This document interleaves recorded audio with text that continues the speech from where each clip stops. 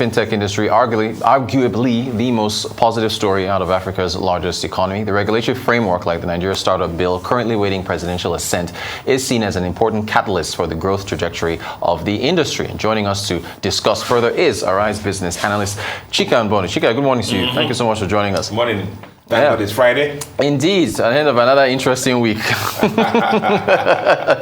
So, Chika, what do you make of the regulatory environment for fintechs? And okay, I don't want to start from there really. Oh, okay. I just want to take a step back and look at the evolution. Why fintechs? Yes.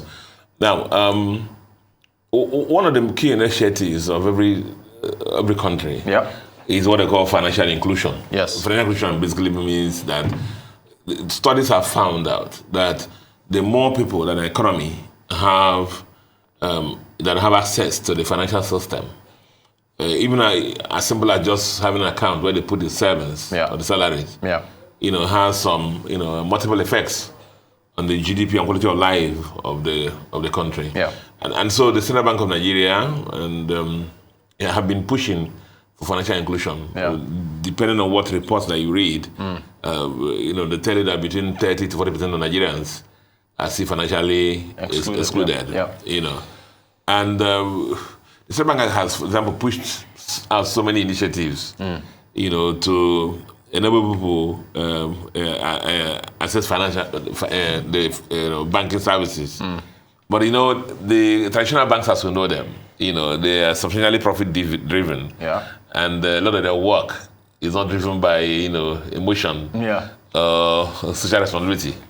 So they go to the money centers where they have all the critical social factors for a bank or their branches to business to flourish. And so they leave out the hard to reach and the rural areas, and there are a lot of people who are underserved too. And so that has been the major drive, or that gap. It has been the drive or the gap that the fintechs have come to, to fill. They're underserved, and when people talk about fintechs, we don't know that there are several aspects of fintech. We should let's pull up that chart. So I think it's a big aspects of fintech. The number one element in fintechs is actually payments. Which has to do with, because why do you get money? The essence of money and business is what? Receipt and payment. Exactly. So that's not surprising that about 80% of the fintechs is in that sector. The next segment is very important, which is lending. Lending. Because of the fact that, even on the private sector side for Nigeria, a lot of reports say that the ratio of the loans to private sector in Nigeria to the GDP is about 12% for our country. For South Africa, it's about 120%. Wow. For US, about 200 and something percent. So you can imagine the porosity, how shallow lending does it. So what's more, the MSMEs, which is the other story that you talked about, and the individuals. So a lot of people, a lot of things that ordinarily in other geographies, you have to go to the banking system to get. You have to, over here, go through the eye of a needle to get it. I remember one time I was in Kenya, which is a country that has these fintechs that far developed in Africa, especially with the M-Pesa product. That's about several years ago, about 5, 6, 7 years ago, and I was doing some work for the bank there, and the MD of the bank told me that at that time, that him at his level, he can just on his phone there get about $10,000 loan without going to anywhere. Wow. Whereas to get $1 million from a traditional bank here, you're going to pass through the eye of a needle. Right. So you can see, therefore, as the payment is the first segment. Second segment is the lending. That's why lending at the MSME level and at the individual levels. So that's why it has flourished. And of course, the other segment of it, insurance is another aspect. The insurance penetration in Nigeria is less than 1%. Very low. And it's very low. So that's another, and the other segment, you can see them in the chart that's on our screen. So it is the gaps in the financial system have created a need for the fintechs to come in and grow the way they have grown. So if you look at Nigeria, for example, in Africa, out of about the $4 billion that came in as funding for the fintechs in Africa. About 1.37 of it, almost about 40% came into Nigeria. Yeah. So Nigeria has been, a core center for the development of fintechs in Africa. Indeed, I think out of the unicorns are companies that have a valuation of $1 billion or more. Startups. Out of this fintech, the unicorns have in Africa, about 7 of them are in Nigeria. You have Jumia, you have InterSwitch, you have Andela, you have Opay, and Flutterwave. Yeah. The Flutterwave, even at the last valuation, was about $3 billion. Yeah. And so these are the issues that you find. So that the Nigerian fintech community is very far developed. It's ahead in Africa. Yeah. And there are a lot of opportunities there. And so when people ask me, what is the issue? I don't think it's more of competition. Okay, between the fintechs and the banks. Yeah. I believe it is more of complementing each other. Yeah. Are you following what I'm saying? That's what I think, complementing each other. But you see that what's happening now is that if you look at the customer base of most banks, I'm trying to get something now. Customer base of most banks, you find that the percentage of the customers or the banks that have access to loan is very small. Yeah. In some banks, maybe less than 10%. And it's not as if these customers don't need, funding. Yeah. They need funding, but they cannot meet the terms and conditions of traditional banks. So even if though their business is in the traditional banks, what's happened now is that with the coming of these fintechs, a lot of them are gravitating, moving their business towards that side. And that's what you see. Yeah. And how the banks responded. By setting up their... You see a lot of banks that move to the whole coast. Yeah. And some of them that you see, like one or two of them I'm close to, you find about 4 verticals. The first vertical is the commercial banking business as we know it. The next vertical is like the payment company. Yeah. Similar to what the fintechs to are what doing. they're doing. Yeah. The next vertical is the consumer lending. Similar to what the fintechs are doing. Yeah. And the last one is like insurance.